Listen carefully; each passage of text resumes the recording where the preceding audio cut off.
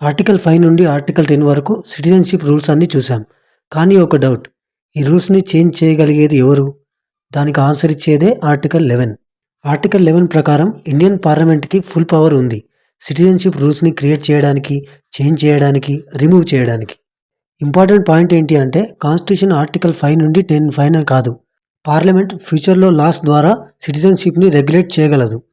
ఈ power use చేసి parliament citizenship act 1955ని create చేసింది.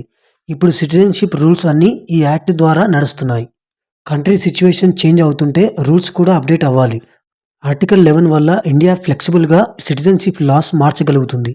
ఎగ్జాంపుల్కి ఓసీఐ, అమెండ్మెంట్స్, న్యూ రూల్స్ అన్నీ కాన్స్టిట్యూషన్ చేంజ్ చేయకుండా పార్లమెంట్ లా ద్వారా వచ్చాయి.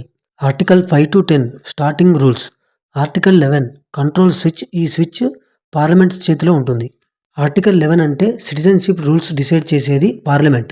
ఇప్పటి వరకు మనం ఆర్టికల్ 5 నుండి ఆర్టికల్ 11 వరకు భారత రాజ్యాంగంలో సిటిజన్షిప్ రూల్స్ అన్నీ నేర్చుకున్నాం. ఆర్టికల్ 5 ఎవరు సిటిజన్. ఆర్టికల్ 6 పాకిస్తాన్ నుండి వచ్చినవారు. ఆర్టికల్ 7 పాకిస్తాన్కి వెళ్ళినవారు. ఆర్టికల్ 8 ఫారెన్లో ఉన్న ఇండియన్స్. ఆర్టికల్ 9 ఫారెన్ సిటిజన్షిప్ తీసుకుంటే. ఆర్టికల్ 10 సిటిజన్షిప్ కంటిన్యూ అవుతుందా.